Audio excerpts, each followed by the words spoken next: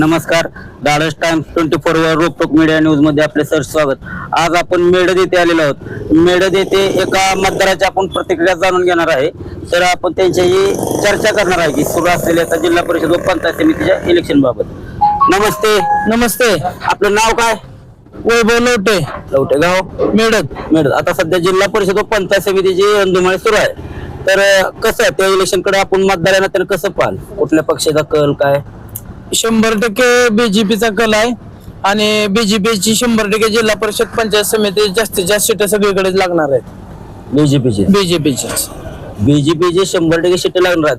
पण विरोधकांचं असं म्हणणं आहे की भाजपचा सुपडा साहेब भाजपचा करायला ते कुठेच भाजपच्या ह्याच्यात पुरत नाहीत.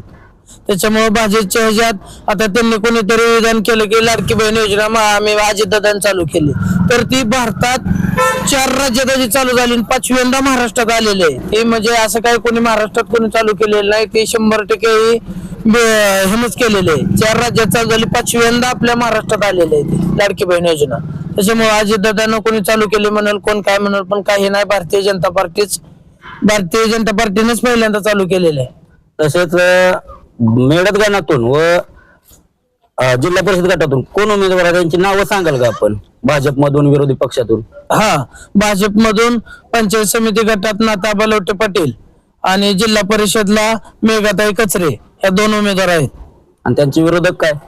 विरोधक विष्णू नारनवर मिसेस कोणतरी आणि आमच्यातलं ते युवराजांचे असे 2 उमेदवार पंचायत समिती गट. हवा कोणाची आहे सध्या या गटात? सध्या बीजेपीचीच हवा आहे. नाताबा पाटील आणि मेघाताई कचरे त्यांचीच हवा. हो. कमळ 100% लागणार. कमळच लागणार. 7 तारखेनंतर 9 तारखेला निकाल काय भेटेल तुम्हाला? 100% 9 तारखेला भारतीय जनता पार्टीचाच विजय असेल. धन्यवाद.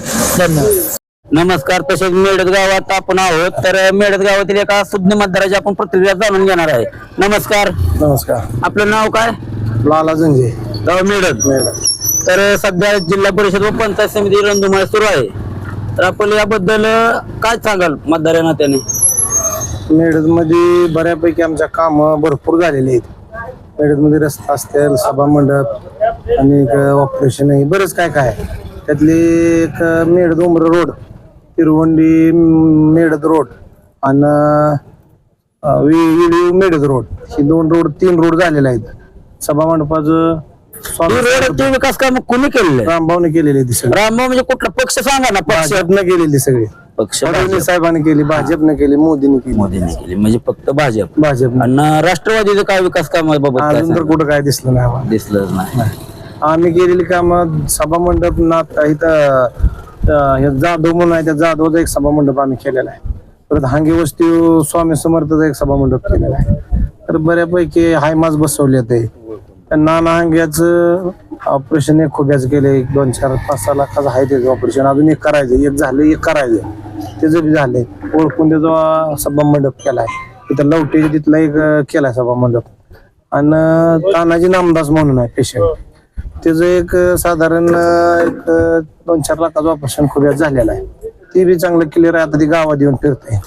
तसेच जिल्हा परिषद गट मेडद या आणि संग्रामनगर, जिल्हा परिषद गट संग्रामनगर, जिल्हा परिषद गट मेडद, हे तर सध्या हवा कुठल्या पक्षाची? राष्ट्रवादी का भाजप? भाजपची हवा राहणार. भाजपचीच. 9 तारखेला कळल भाजपची हवा. तर राष्ट्रवादीकडून, विरोधी पक्षाकडून असं म्हणलं जातं की माझे आमदार रामभाऊ सातपुते यांच्या बरोबर जे कार्यकर्ते आहेत हे गुन्हेगार क्षेत्रातले आहेत.